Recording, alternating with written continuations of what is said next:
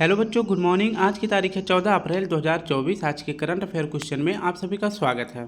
जैसा कि आप सभी को पता है कि संडे के दिन जो है मैराथन क्लास लिया जाता है पूरे एक सप्ताह के करंट अफेयर को रिवीजन करने के लिए, ताकि आप सभी की तैयारी बेहतर हो सके। तो बस आप सभी को इतना करना है कि वीडियो को ज़्यादा से ज़्यादा शेयर करें, लाइक करें और कमेंट करें। अगर वीडियो अच्छी लगे तो प्लीज़ स्टूडेंट शेयर ज़रूर करें। आज हम पढ़ेंगे रिवीजन क्लास में 8 अप्रैल से लेकर 14 अप्रैल के करंट अफेयर को रिवीजन करने वाले हैं। तो इसमें आप सभी को 70 प्लस क्वेश्चन करंट अफेयर के देखने को मिलेगा, जो कि कुमार गौरव सर के करंट अफेयर से संबंधित है। तो बिना टाइम वेस्ट किए हुए शुरू करते हैं। अगर वीडियो अच्छी लगे तो please student like share comment जरूर करें, जिसमें आप सभी को पूरा 8 अप्रैल से लेकर 13 अप्रैल के करंट अफेयर क्वेश्चन देखने को मिल जाएगा। अगर किसी ने बीच में एक आध क्लास बंक किया होगा यानी छोड़ दिया होगा तो भी उसका कंप्लीट रिवीजन यहाँ पर हो जाएगा। तो चलिए शुरू करते हैं। सबसे पहले हम देखेंगे 8 अप्रैल के करंट अफेयर को। ठीक है, सबसे पहले हमारा रहेगा 8 अप्रैल के करंट अफेयर को, जिसका पहला प्रश्न है, इकोनॉमिस्ट इंटेलिजेंट यूनिट की बिजनेस इन्वायरमेंट रैंकिंग 2024 में शीर्ष स्थान किसे मिला है? यानी व्यापार करने के लिए सबसे ज़्यादा बेहतर माहौल किस देश में है? तो सबसे पहला स्थान मिलता है सिंगापुर को। इसमें जो है भारत का अगर स्थान पूछे तो भारत का है 51वां स्थान, सिंगापुर का पहला है, डेनमार्क का दूसरा और यूएसए का तीसरा, और भारत का है 51वां नंबर। डेनमार्क जो है किस प्रायद्वीप पर स्थित है? तो जटलैंड प्रायद्वीप पर स्थित है। हाल ही में स्लोवाकिया का राष्ट्रपति चुनाव किसने जीता है? तो स्लोवाकिया के राष्ट्रपति कौन बने हैं? तो इसका सही जवाब हो जाएगा ऑप्शन डी, पीटर पेलेग्रिनी। तीसरा प्रश्न देख लेते हैं। हाल ही में विश्व स्वास्थ्य दिवस 2024 कब मनाया गया है? तो विश्व स्वास्थ्य दिवस 2024 मनाया जाता है 7 अप्रैल को। इसके बारे में व्याख्या देखते हैं। तो WHO वर्ल्ड हेल्थ ऑर्गेनाइजेशन, इसकी स्थापना 7 अप्रैल 1948 को होती है, इसलिए 7 अप्रैल को विश्व स्वास्थ्य दिवस मनाया जाता है। 2024 में इसकी थीम है माई हेल्थ माई राइट, इसकी थीम रखी गई है। पहली बार विश्व स्वास्थ्य दिवस कब मनाया गया था? तो 1950 में मनाया गया था। 6 अप्रैल को क्या मनाया जाता है? तो विकास और शांति के लिए अंतर्राष्ट्रीय खेल दिवस 6 अप्रैल को मनाया जाता है, जबकि राष्ट्रीय समुद्री दिवस मनाया जाता है 5 अप्रैल को। 1 अप्रैल को क्या मनाया जाता है? उत्कल दिवस, और 17 अप्रैल को मनाया जाता है हीमोफोलिया दिवस।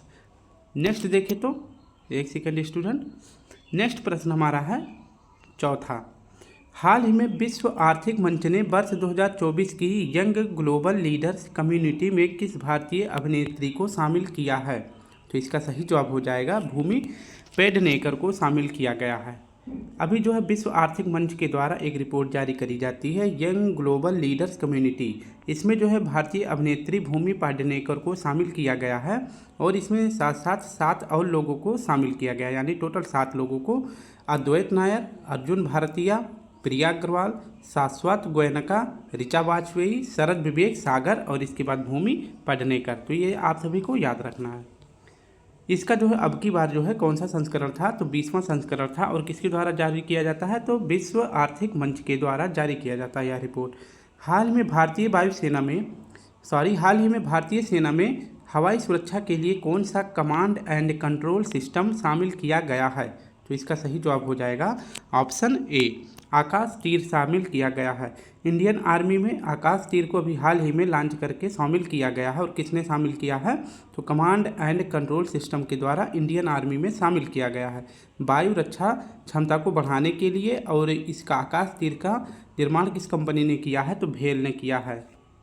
नेक्स्ट देख लेते हैं। परमाणु ऊर्जा आयोग की रिपोर्ट के अनुसार देश में कब तक 1 लाख मेगावाट परमाणु ऊर्जा क्षमता स्थापित करने की योजना है? तो इसका सही जवाब हो जाएगा 2047 तक। परमाणु ऊर्जा आयोग के अगर पूछे अध्यक्ष कौन है? तो AK मोहंती हैं। इस पर जो है 1 लाख परमाणु ऊर्जा को स्थापित करने का उद्देश्य क्या है? कि सभी के लिए किफ़ायती और स्वच्छ ऊर्जा जो कि पर्यावरण के लिए नुकसान ना करे, उसके लिए जो है 2047 तक जो है 1 लाख मेगावाट परमाणु उत्पादन क्षमता का लक्ष्य रखा गया है। 2047 तक सिकल सेल एनीमिया से जो है भारत मुक्त हो जाएगा। टीबी हारेगा देश जीतेगा, इसका लक्ष्य रखा गया है 2025 तक। 2070 तक जो है नेट जीरो कार्बन उत्सर्जन का लक्ष्य, ये सभी लक्ष्य जो है किसके द्वारा रखे गए हैं? भारत सरकार के द्वारा। नेक्स्ट देखा जाए 7वां प्रश्न। हाल ही में कजाकिस्तान अंतर्राष्ट्रीय बैडमिंटन चैलेंज टूर्नामेंट 2024 में महिला एकल वर्ग का खिताब किसने जीता है?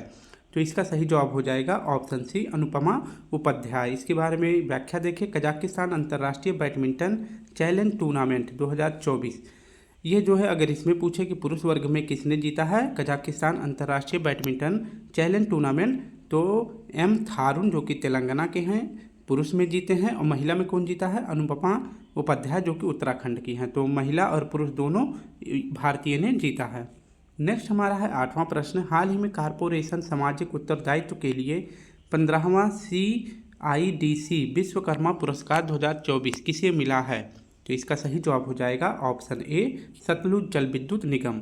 CIDC विश्वकर्मा पुरस्कार 2024 अब की बार इसका जो है 15वां संस्करण है, और यह जो है किसके लिए दिया जाता है? तो CSR यानी कारपोरेट सामाजिक उत्तरदायित्व के लिए, यानी समाज में बेहतरीन कार्य के लिए यह पुरस्कार विश्वकर्मा पुरस्कार दिया जाता है। तो अब की बार किसे दिया गया है? तो सतलुज जल विद्युत निगम को दिया गया है। 9वां प्रश्न हमारा, हाल ही में ATP रैंकिंग इतिहास में नंबर 1 स्थान हासिल करने वाले दुनिया के सबसे उम्रदराज खिलाड़ी कौन बने हैं? तो इसका सही जवाब हो जाएगा ऑप्शन डी, रोजर फेडरर है। 36 साल के सबसे उम्रदराज खिलाड़ी स्विट्जरलैंड के हैं, और इन्होंने जो है सबसे उम्रदराज खिलाड़ी होने का ATP रैंकिंग में नंबर 1 स्थान हासिल किया है। ठीक है, तो ATP में नंबर 1 इतिहास में नंबर 1 स्थान किसने हासिल किया है? तो रोजर फेडरर ने हासिल किया है। और टेनिस में नंबर 1 खिताब किसने हासिल किया है? तो नोवाक जोकोविच ने, जो कि ये सर्बिया के हैं, और इन्होंने अब तक जो है 24 ग्रैंड स्लैम खिताब भी जीत लिए हैं। 10वां प्रश्न है, हाल ही में पेरिस ओलंपिक समिति में जूरी सदस्य नियुक्त होने वाली पहली भारतीय महिला कौन है? तो इसका सही जवाब हो जाएगा, पेरिस ओलंपिक समिति में जो जूरी सदस्य होते हैं उसमें नियुक्त होने वाली पहली भारतीय महिला है बिल्किस मीर। ये आपको याद रखना है, कौन है? बिल्किस मीर जो है जूरी में शामिल हुई हैं। IOC यानी इंटरनेशनल ओलंपिक कमेटी की स्थापना 23 जून 1894 को हुआ था। पहला मैच जो है 1896 में हुआ था, और कहाँ हुआ था? एथेंस में। अब की बात 33वां कहाँ पे होगा? तो पेरिस में होगा। यहीं पे जो है पेरिस के ओलंपिक समिति के जूरी में शामिल होने वाली पहली महिला कौन बनी है? तो बिल्किस मीर बनी है, जो कि जम्मू कश्मीर की हैं। 9 अप्रैल के करंट अफेयर को देख लेते हैं। हाल ही में पहला US जापान फिलीपींस, 3 देश हैं US जापान फिलीपींस, शिखर सम्मेलन कहाँ प्रारंभ हुआ है? तो इसका सही जवाब हो जाएगा ऑप्शन ए, वॉशिंगटन में। US जापान फिलीपींस, इन तीनों देशों का पहला शिखर सम्मेलन कहाँ पे आयोजित किया गया है? वॉशिंगटन DC में किया गया है। अमेरिका के राष्ट्रपति जो बाइडन, जापान के राष्ट्रपति फूमियो किशिदा, और फिलीपींस के प्राइम मिनिस्टर कौन है? तो फर्डिनेंड मार्कोस हैं। नेक्स्ट प्रश्न है दूसरा, हाल ही में अप्रैल 2024 में भारत की समुद्री सुरक्षा एजेंसियों ने तटीय सुरक्षा अभ्यास सागर कवच कहाँ आयोजित किया है? तो सागर कवच अभ्यास कहाँ पे आयोजित किया गया है? तो इसका सही जवाब हो जाएगा लक्षद्वीप में। कहाँ पे किया गया है? लक्षद्वीप में। तो सागर कवच अभ्यास कहाँ पे किया गया है? लक्षद्वीप में किया गया है। क्यों किया गया है? क्योंकि समुद्री सुरक्षा को बढ़ावा देने के लिए। और किसके द्वारा किया गया है? तो समुद्री सुरक्षा एजेंसियों ने के द्वारा यह अभ्यास सागर कवच लक्षद्वीप में किया गया है। तीसरा प्रश्न है, हाल ही में किस राज्य के मिरज में बने सितार तानपुरा को GI टैग दिया गया है? तो ये दोनों प्रोडक्ट कहाँ के हैं? तो ये दोनों प्रोडक्ट हैं महाराष्ट्र के। GI टैग जो है किसके द्वारा दिया जाता है? वाणिज्य एवं उद्योग मंत्रालय के द्वारा दिया जाता है। कितने वर्ष के लिए? 10 वर्ष के लिए। GI टैग का एक्ट कब लागू हुआ था, कब आया था? तो 1999 में आया था। और GI एक्ट कब लागू किया गया था? तो 2003 को लागू किया गया था। पहली बार 2004 में दिया गया था। किसको? दार्जिलिंग की चाय को, जो कि पश्चिम बंगाल का है। तो महाराष्ट्र के 2 प्रोडक्ट जिनका नाम है सितार और तानपुरा, इन्हें अभी हाल ही में GI टैग दिया गया है। चौथा प्रश्न देखें तो हाल ही में विप्रो का नया CEO किसे नियुक्त किया गया है? तो विप्रो कंपनी के नए CEO कौन बनाए गए हैं? तो इसका सही जवाब हो जाएगा ऑप्शन डी, श्रीनिवास पल्लिया जी को। विप्रो कंपनी के संस्थापक कौन है? तो प्रेम जी हैं। अभी जो है CEO और MD श्रीनिवास पल्लिया जी को बनाया गया है। और ये किसके स्थान पर बने हैं? तो डेयरी थेला पार्ट के स्थान पर बने हैं। 5वां प्रश्न है, हाल ही में 6ठा अंतर्राष्ट्रीय रैपिड फेडरेटेड शतरंज टूर्नामेंट कहाँ आयोजित हुआ है? तो इसका सही जवाब हो जाएगा IIT मद्रास में। अंतर्राष्ट्रीय रैपिड फेडरेटेड शतरंज टूर्नामेंट, इसका आयोजन कहाँ पे किया गया है? मद्रास में किया गया है। और यहीं पे जो है कहा गया है बच्चों के लिए कि बच्चे जो हैं अब पढ़ाई के साथ साथ भी क्या करेंगे, खेलों में भी भाग लेंगे। ठीक है, यानी कि छात्रों के समग्र विकास की बात कही गई है। और यह जो है विकास की बात कौन करता है, तो NEP 2020 करता है, यानी नेशनल एजुकेशन पॉलिसी, जो आया था कस्तूरी रंगन समिति की सिफारिश पर लागू किया गया था। हमारा नेक्स्ट प्रश्न है 6वां, हाल ही में लॉन्च नई पुस्तक द आइडिया ऑफ डेमोक्रेसी के लेखक कौन हैं? तो द आइडिया ऑफ डेमोक्रेसी के लेखक हैं Sam Pitroda. The idea of democracy यह लॉन्च किया गया है, यानी कि यह पुस्तक किसका है, तो सैम पित्रोदा जी का है। और इस पुस्तक में इन्होंने 2 देशों के बारे में उल्लेख किया है, यानी कि सबसे बड़ा लोकतंत्र किसका है, भारत का है, और सबसे पुराना लोकतंत्र किसका है, तो अमेरिका का है। ये बात आपको याद रखना है। तो इस पुस्तक में 2 लोकतांत्रिक देशों के बारे में उल्लेख किया गया है। भारत में दूरसंचार के जनक और पीली क्रांति के जनक कौन है, तो सैम पित्रोदा हैं। ये भी आपको साथ में याद रख लेना है।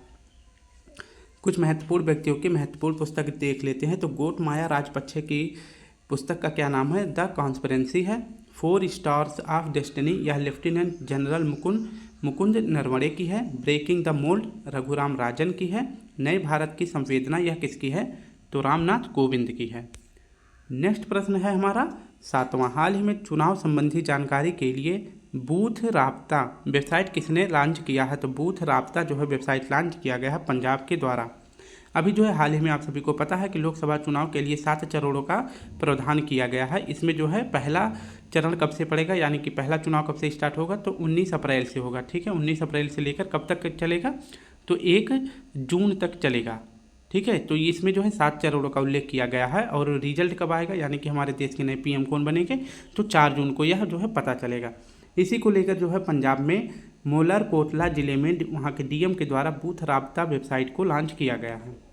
8वां प्रश्न देखें तो हाल ही में TCS वर्ल्ड 10 के मैराथन दौड़ के लिए किसी अंतर्राष्ट्रीय इवेंट एम्बेसडर नामित किया गया है, तो इसका सही जवाब हो जाएगा वैलरी एडम्स। ये कहाँ की हैं, तो ये न्यूजीलैंड की हैं। और इन्हें जो है अभी हाल ही में TCS वर्ल्ड 10 के मैराथन के लिए क्या बनाया गया है, इवेंट एम्बेसडर बनाया गया है। और इसका आयोजन कहाँ पे होगा, तो TCS वर्ल्ड 10 के मैराथन का जो है आयोजन कहाँ पे किया जाएगा, बेंगलुरु में किया जाएगा। और वैलरी एडम्स का जो है खेल कौन सा है, तो 60 फुट है, यानी कि जो ऐसे गोल सा गेंदा की तरह होता नहीं, वो लोहे का होता है, इसको शोल्डर पे लगा के ऐसे गोल से घूम के जो फेंका जाता है उसी को कहते हैं 60 फुट। नेक्स्ट देखें तो 9वां प्रश्न है, हाल ही में हिमालय में ग्लेशियर लेक आउटबर्स्ट फ्लड की निगरानी के लिए किसने विशेषज्ञ पैनल का गठन किया है, यानी कि जो ग्लेशियर पिघल जाते हैं, भूमि स्खलन होता है, तो उन सभी की निगरानी के लिए एक पैनल का गठन किया गया है उत्तराखंड सरकार के द्वारा।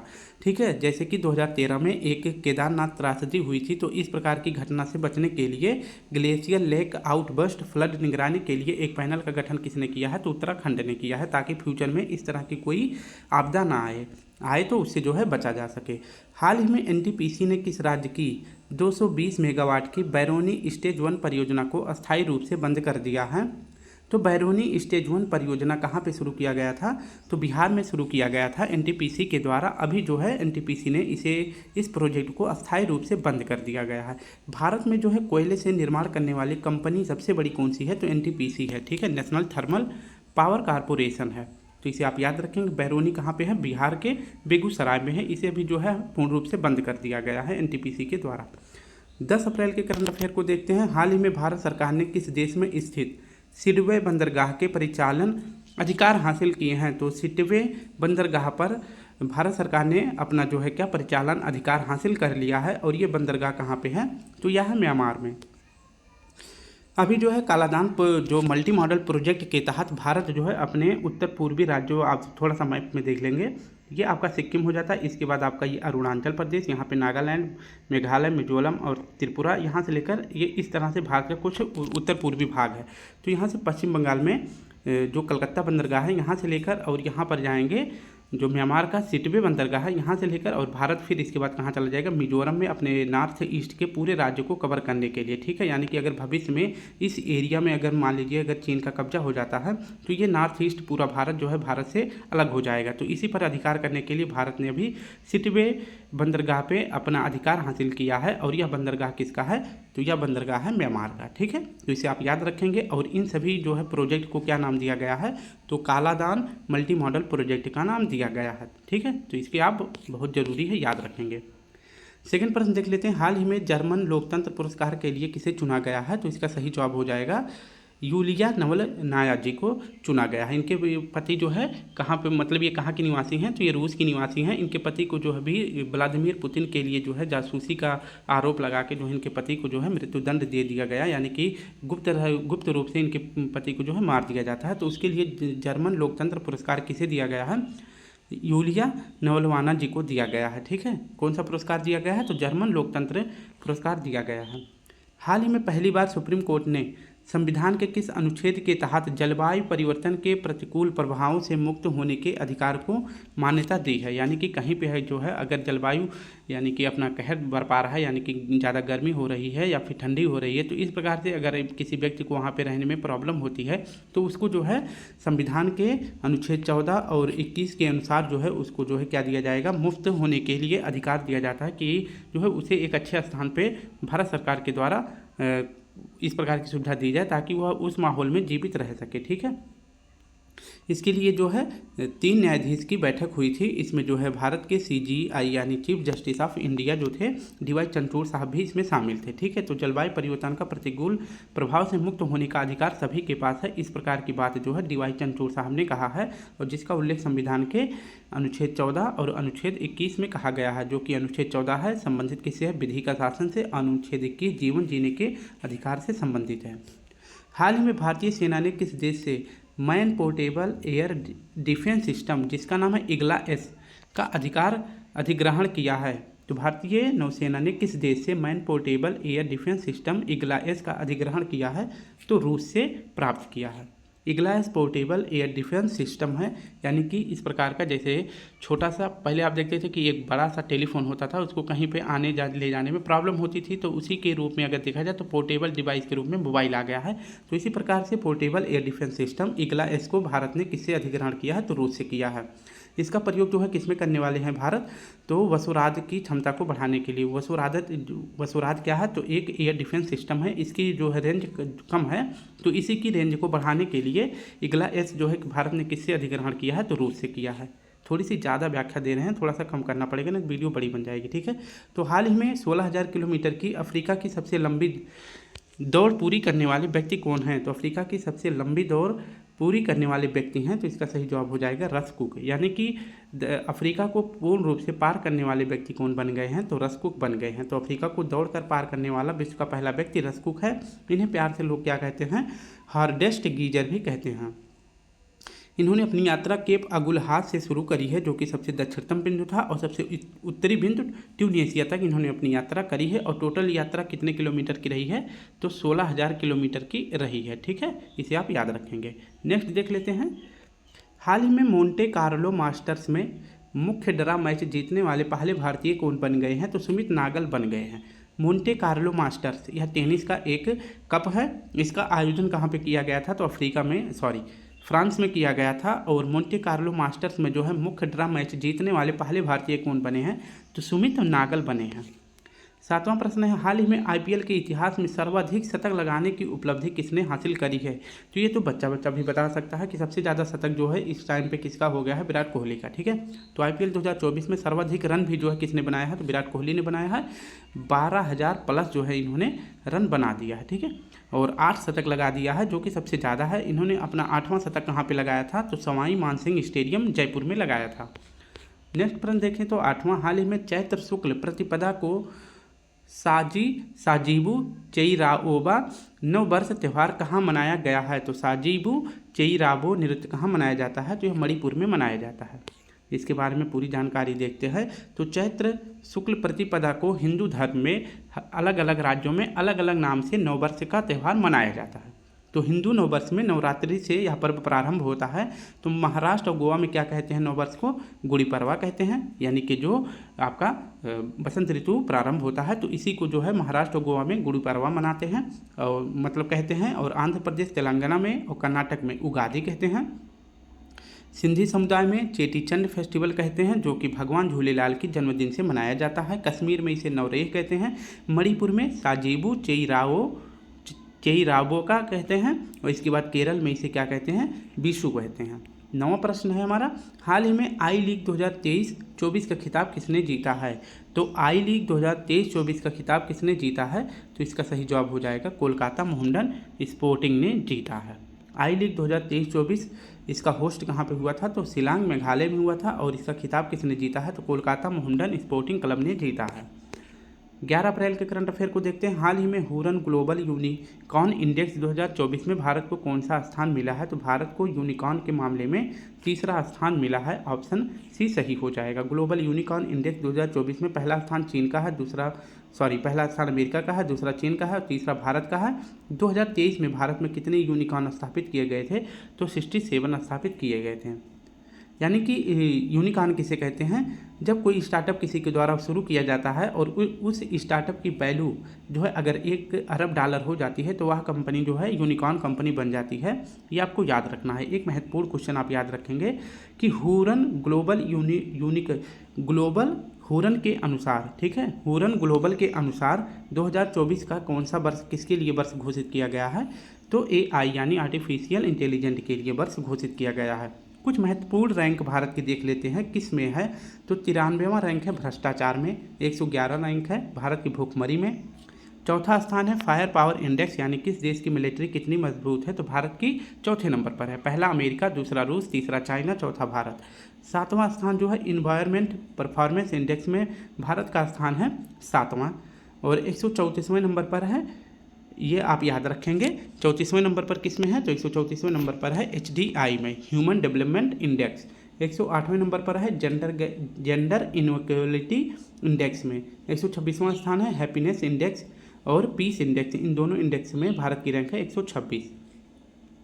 127वां नंबर है जेंडर गैप इंडेक्स में। नेक्स्ट प्रश्न देख लेते हैं दूसरा, हाल ही में दिवंगत नोबेल पुरस्कार विजेता पीटर हिंग्स ने किसका आविष्कार किया था? तो गॉड पार्टिकल का आविष्कार किया था। और ये जो है पीटर हिंग्स का भी निधन हुआ है। और ये कहाँ के हैं? तो स्कॉटलैंड के एडिनबर्ग में इनका निधन हुआ था। ठीक है, ये आपको याद रखेंगे। और इनको जो है 2013 में नोबेल पुरस्कार मिला था गॉड पार्टिकल या हिंग्स बोसान की खोज के लिए। तीसरा प्रश्न देखते हैं, विश्व स्वास्थ्य संगठन की वैश्विक हेपेटाइटिस रिपोर्ट 2024 के अनुसार सर्वाधिक हेपेटाइटिस बी और सी के मामले कहाँ दर्ज किए गए हैं? तो सबसे ज़्यादा हेपेटाइटिस बी और सी किस देश में पाया जाता है? तो चीन में पाया जाता है। WHO के द्वारा अभी हाल ही में विश्व हेपेटाइटिस शिखर सम्मेलन का आयोजन लिस्बन पुर्तगाल में किया गया था। ये क्वेश्चन बहुत ही महत्वपूर्ण है, इसे आप याद रखेंगे। इसके बाद इसमें सबसे ज़्यादा जरूरी है, मैंने व्याख्या भी बहुत पहले ही दे दी थी। तो हेपेटाइटिस बी और सी सबसे ज़्यादा जो है किस देश में पाया जाता है? तो सबसे ज़्यादा हेपेटाइटिस बी और सी चीन में पाया जाता है। दूसरे नंबर पर भारत है, तीसरे नंबर पर इंडोनेशिया है। बस इतना याद रखना है आप सभी को कि WHO के द्वारा विश्व हेपेटाइटिस शिखर सम्मेलन का आयोजन कहाँ पे किया गया था? तो लिस्बन पुर्तगाल में किया गया था। चौथा प्रश्न है, हाल ही में USA का प्रतिष्ठित जॉन एल जैक स्विगर्ट जूनियर पुरस्कार से किसे सम्मानित किया गया है? तो इसरो को सम्मानित किया गया है। किसके लिए सम्मानित किया गया है? तो इसरो के चंद्रयान 3 की सफलता के लिए जॉन एल जैक स्विगर्ट जूनियर पुरस्कार यह जो है इसरो को दिया गया है। ठीक है, क्यों दिया गया? क्योंकि अंतरिक्ष में अन्वेषण के लिए USA के द्वारा यह पुरस्कार दिया जाता है। और इसरो को ही अभी कुछ दिनों पहले लीफ एरिक्सन लूनर अवार्ड से भी सम्मानित किया गया है। तो दोनों अवार्ड याद रखेंगे। हाल ही में नई स्वर्ण समर्थित मुद्रा जिग किसने लॉन्च किया है? तो जिग से जिम्बाब्वे हो जाएगा, याद रखेंगे। जिग जो है क्या है? तो जिम्बाब्वे का गोल्ड है, इसमें यानी कि गोल्ड के सिक्के को बनाया गया है और इसे रुपए के रूप में यूज किया जाएगा। ठीक है, इससे पहले जो है जिम्बाब्वे का जो डॉलर था इसके स्थान पे जो है जिग को लाया गया है। इसे आप याद रखेंगे क्योंकि आप सभी को पता है कि जिम्बाब्वे में जो है मुद्रास्फीति बहुत ही कम मात्रा में है, यानी कि वहाँ पे महंगाई जो है बहुत ज़्यादा है और वहाँ पे रुपए की कीमत कम है। जैसे कि 1 रुपये का मतलब 1 किलो आलू खरीदते हैं 50 रुपये का, और वही 1 किलो आलू अगर आप 100 रुपये का खरीदने लगते हैं तो इस पर आप जान जाइए कि महंगाई बहुत ज़्यादा है, रुपये की वैल्यू इसमें कम है। क्योंकि आलू का दाम तो उतना मतलब आलू तो उतना ही है, 1 kg है। पहले यही आलू 50 में मिलता था और अभी यही आलू जो है कितने में? 100 रुपये में मिल रहा है। तो यहाँ पे जो है मुद्रास्फीति है, यानी कि रुपये की वैल्यू यहाँ पे कम है। तो इसी को जो है मेंटेन करने के लिए, यानी कि रुपये का भी दाम जो है यहाँ पे बढ़ सके, उसी के लिए जिग लाया गया है। किसके द्वारा? जिम्बाब्वे के द्वारा। जिग का फुल फॉर्म होता है जिम्बाब्वे गोल्ड होता है। ठीक है, जब जिसके पास गोल्ड का मतलब कॉइन होगा यानी कि सिक्का होगा तो वो जो है सोच समझकर खर्च करने वाला है, तब वो जो है अंधाधुंध खर्च नहीं करेगा। ठीक है, तो इसीलिए जो है इस प्रकार की सुविधा को कहाँ पे लॉन्च किया गया है, तो जिम्बाब्वे में शुरू किया गया है। जिम्बाब्वे की राजधानी का नाम है हरारे। हाल ही में भारत का पहला निजी पृथ्वी अवलोकन उपग्रह TSAT-N1A किसने लॉन्च किया है, तो भारत का पहला निजी क्षेत्र का पृथ्वी अवलोकन उपग्रह TSAT-1A किसने लॉन्च किया है, तो टाटा समूह ने लॉन्च किया है। और किस रॉकेट से लॉन्च किया है, तो फाल्कन 9 रॉकेट से लॉन्च किया है। हाल ही में विश्व होम्योपैथिक दिवस 2024 कब मनाया जाता है, तो यह 10 अप्रैल को मनाया जाता है।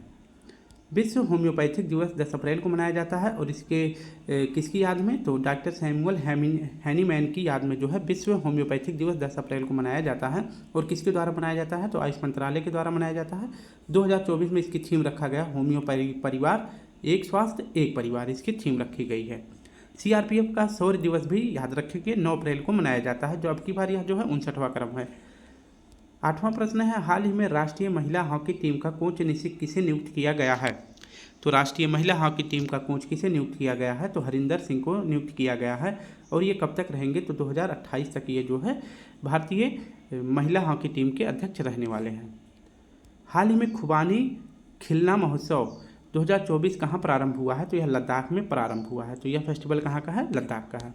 12 अप्रैल के करंट अफेयर को देखते हैं।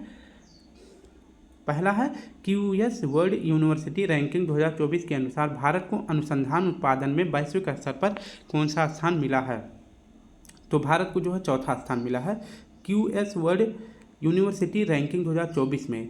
यह बात इसमें उल्लेख किया गया है कि किस देश में जो है सबसे ज़्यादा शोध संस्थान की खोज होती है, तो सबसे ज़्यादा अंतरिक्ष के क्षेत्र में या फिर किसी के क्षेत्र में शोध संस्थान सबसे ज़्यादा चीन में होता है, दूसरे नंबर पर USA में, तीसरे पर लंदन में और चौथे पर अपने भारत में होता है।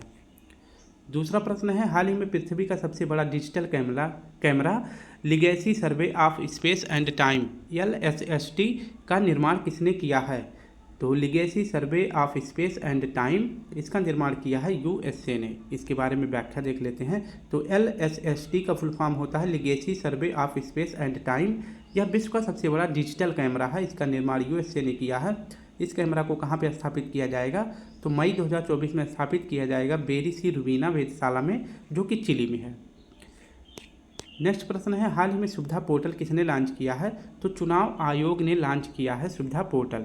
इसके बारे में देखें तो ECI election commission of India भारतीय निर्वाचन आयोग जो है 4 ऐप को जो है कुछ दिनों पहले लॉन्च किया था। ठीक है, अभी जो है कुछ दिन पहले सुविधा पोर्टल को भी लॉन्च किया गया है। तो ये चारों ऐप आप सभी को पहले तो 4 ऐप के बारे में देख लेते हैं। C vigil app, encore app, know your candidate app और सक्षम ऐप। इनमें से सी विजिल ऐप का अर्थ होता है कि जैसे किसी आपके क्षेत्र में कोई चुनाव होता है, कोई पैसे देता है, तो किसी धमकी वगैरह देता है और ज़बरदस्ती वोट लेने की प्रक्रिया को लागू करता है, तो इस प्रकार से सुविधा से निपटने के लिए सी विजिल ऐप को चुनाव आयोग के द्वारा लॉन्च किया गया है और आपके पास जो है पुलिस जो है 21 मिनट के अंदर में पहुंच जाएगी। इनकोर ऐप भी किसका है, भारतीय निर्वाचन आयोग का। नो योर कैंडिडेट ये मतलब होता है कि आपके लोकसभा क्षेत्र से या विधानसभा क्षेत्र से या फिर आपके किस क्षेत्र से कौन से कैंडिडेट खड़े हैं किस पार्टी के, उसके बारे में जानकारी कलेक्ट कर सकते हैं। सक्षम ऐप है, सक्षम ऐप जो है उन व्यक्तियों के लिए है जैसे दिव्यांग व्यक्ति हो गए या बूढ़े व्यक्ति हो गए जो बूथ पर जाकर वोट नहीं डाल सकते हैं, तो वो अपने घर से मतदान कर सकते हैं। और अभी जो है कुछ दिन पहले सुविधा पोर्टल भी लॉन्च किया गया है। इसमें जो है कहा गया है कि कोई भी नई पार्टी अगर बनाना चाहता है, रैली लेना चाहता है, रैली की परमिशन चाहता है, वाहन लेकर अगर किसी भीड़ स्थान पे या फिर रैली करता है, तो पार्टी का मुख्यालय कोई खोलना चाहता है प्रचार प्रसार की परमिशन के लिए, तो सुविधा पोर्टल जो है भारतीय निर्वाचन आयोग के द्वारा लॉन्च किया गया है। वर्तमान में ECI के हेड कौन है, तो राजीव कुमार जी हैं और दो उपाध्यक्ष भी होते हैं जिनका नाम है ज्ञानेश और सुखविंदर, ये भी आपको याद रखना है। चौथा प्रश्न है, हाल ही में जारी कार्बन मेजर्स रिपोर्ट के अनुसार वर्ष 2016 के बाद दुनिया के शीर्ष ग्रीन हाउस गैस उत्सर्जन कंपनी कौन सी है, तो सबसे ज़्यादा ग्रीन हाउस गैस उत्सर्जन करने वाली कंपनी है सऊदी अरब अरामको। इसे आप देखेंगे तो कार्बन मेजर्स 2016 से लेकर 2022 के बीच इसमें जो है डाटा प्रस्तुत किया गया है और इसमें बताया गया है कि CO2 उत्सर्जन में 80% कार्बन जो है कहाँ से निकलते हैं, तो जीवाश्म ईंधन से और सीमेंट उद्योग से निकलते हैं। और इसमें जो है 3 वर्ल्ड की सबसे बड़ी कंपनी जो 80% कार्बन उत्सर्जन में भी योगदान निभाती है। तो सबसे पहले नंबर पर है सऊदी अरब की अरामको कंपनी, और गजप्रोम जो है रूस की है, और कोल इंडिया अपने भारत की है। तो ये 3 कंपनियां भी कार्बन उत्सर्जन में महत्वपूर्ण योगदान दे रही हैं। ठीक है। हाल ही में भारत ने लगातार 5वीं बार WTO में किस सब्सिडी के संबंध में शांति खंड लागू किया है? तो चावल की सब्सिडी में शांति खंड लागू किया गया है भारत सरकार के द्वारा। WTO की स्थापना होती है 1 जनवरी 1995 में, मुख्यालय जिनेवा है, और इसकी पहली महिला हेड कौन बनाई गई है वर्तमान में? तो नागोजी ओंकाजा इबेला हैं। तो खाद्य सुरक्षा के लिए WTO के द्वारा कितना सब्सिडी निर्धारित किया जाता है? तो 2% किया जाता है। भारत सरकार जो है लगातार 5 वर्षों से चावल के क्षेत्र में सब्सिडी ज़्यादा दे रहा है। ठीक है, कभी जो है 5%, कभी 9%, तो कभी 10% ऐसे दे रहा है। ठीक है, अगर इसका मतलब आप सभी को बता दें कि अगर सब्सिडी ज़्यादा दिया जाता है, जो कि WHO के द्वारा कितना निर्धारित किया गया है 2%, तो उसके लिए जो है जो देश अगर 2% से ज़्यादा सब्सिडी देता है तो उसके लिए जो है WTO के द्वारा दंड का प्रावधान है। तो अगर जो है दंड दिया जाता है तो उसके लिए भारत सरकार ने दंड से बचने के लिए क्या लागू किया है? तो शांति खंड लागू किया है। यानी कि अब WTO के द्वारा भारत को दंड तुरंत नहीं दिया जाएगा पर तुरंत नहीं दिया जाएगा, कुछ समय बाद दिया जाएगा। तो इसलिए जो है शांति खंड लागू किया गया है चावल के लिए। नेक्स्ट देख लेते हैं, हाल ही में 18 दिवसीय गणगौर त्यौहार कहाँ मनाया जाता है? तो यह मनाया जाता है राजस्थान में। अगर राजस्थान ऑप्शन में ना हो तो मध्य प्रदेश भी लगा सकते हैं।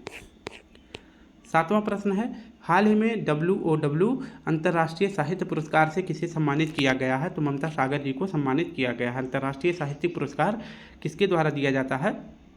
तो WOW यानी वर्ल्ड ऑर्गेनाइजेशन ऑफ राइटर के द्वारा दिया जाता है। इस बार ममता सागर को दिया गया है। ये बेंगलुरु की हैं और उनके किस भाषा के लिए दिया गया है? तो कन्नड़ भाषा के लिए। सड़क परिवहन और राजमार्ग मंत्रालय ने वर्ष 2023 से 24 में कितने किलोमीटर की राष्ट्रीय राजमार्ग का निर्माण किया है?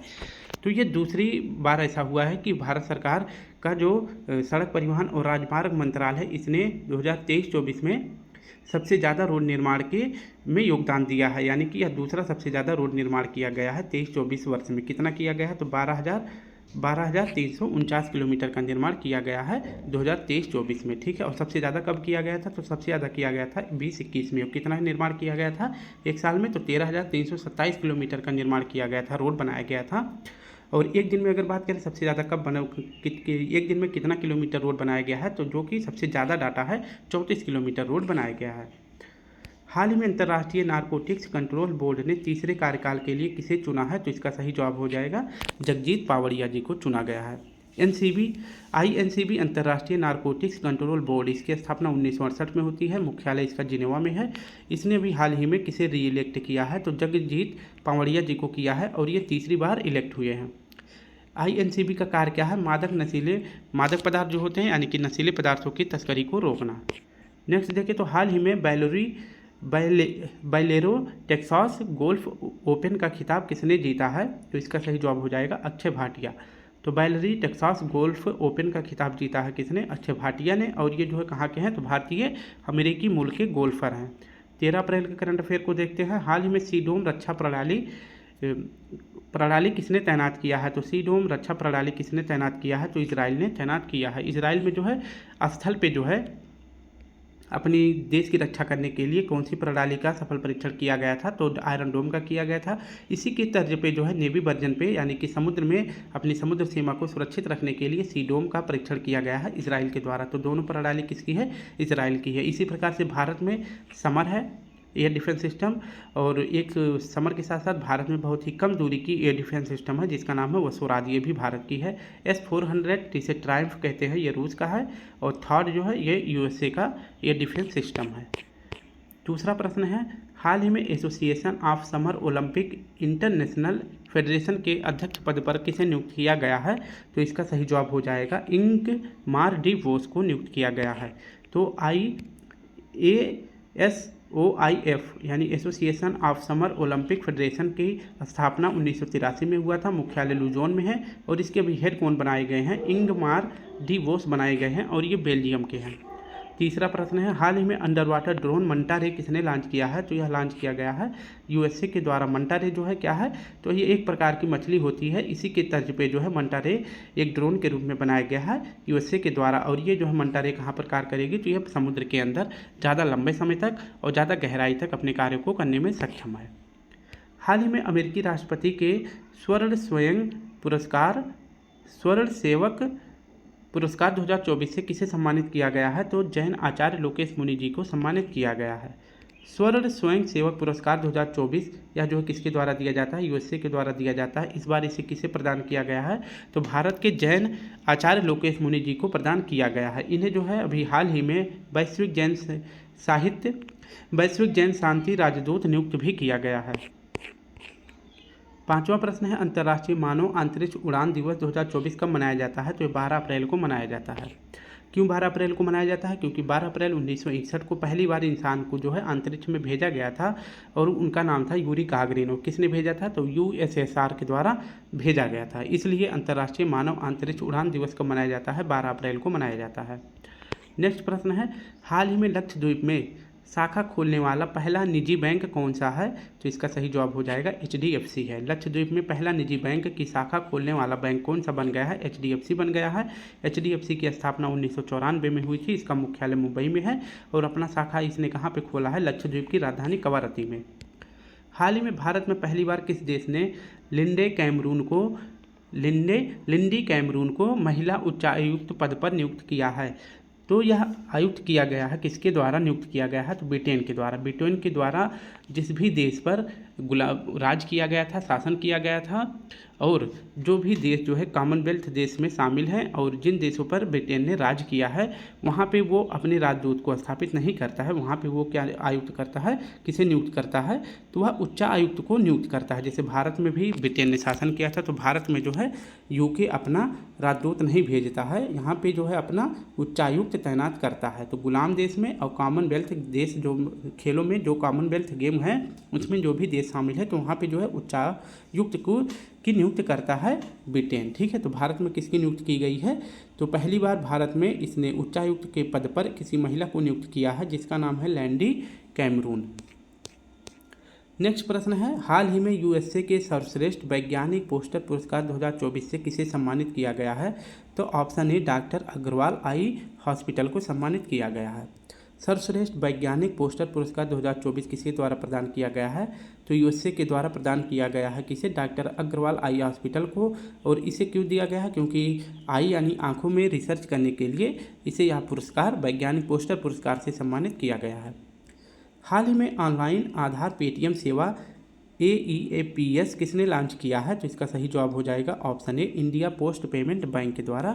यानी कि अगर आप जो है अपने घर पे बैठे हैं, आपको बैंक नहीं जाना है, तो उसके लिए बैंक का कुछ रूल रेगुलेशन है, उसको आप फॉलो करेंगे तो आप अपने घर से ही अपने पेमेंट को मंगवा सकते हैं बैंक से। ठीक है, तो इस प्रकार की सुविधा को कहते हैं AEPS यानी आधार इनेबल्ड पेमेंट सिस्टम, यानी ऑनलाइन आधार ATM सेवा किसने लॉन्च करी है? तो इंडिया पोस्ट पेमेंट के द्वारा लॉन्च की गई है। और इसकी स्थापना कब हुई थी? तो 2018 में इसकी स्थापना की गई थी। हाल ही में उत्तर प्रदेश का पहला ग्लास स्काई वॉक कहाँ प्रारंभ किया गया है? तो चित्रकूट में प्रारंभ किया गया है। चित्रकूट जो है उत्तर प्रदेश के चित्रकूट में ग्लास स्काई वॉक की जो है बनाया गया है। और यह जो है सबरी जो एक झरना है उसके ऊपर बनाया गया था, लेकिन अभी सबरी झरना का नाम रख दिया गया है तुलसी झरना। इसी के ऊपर जो है इको टूरिज्म को बढ़ावा देने के लिए स्काई ग्लास वॉक की जो है वो बनाया गया है। ठीक है, ताकि देखने में अच्छा लगे। और इसका आकार किस प्रकार का है? तो धनुष बाण के आकार का है। तो स्टूडेंट, इस प्रकार से हमने अपने 70 क्वेश्चन जो है करंट अफेयर के रिवीजन कर लिए हैं, जो कि 8 अप्रैल से 14 अप्रैल के बीच में था। ठीक है, तो अगर वीडियो अच्छे लगे तो please student like share comment जरूर करें। अगर PDF चाहिए तो मैं इस वीडियो के कमेंट बॉक्स के नीचे अपना टेलीग्राम लिंक दे दूंगा, आप वहां से इसका PDF डाउनलोड करके एक बार फिर से रिवीजन कर सकते हैं। कल फिर मिलते हैं, तब तक के लिए आप सभी को प्यारा सा जय हिंद, जय भारत।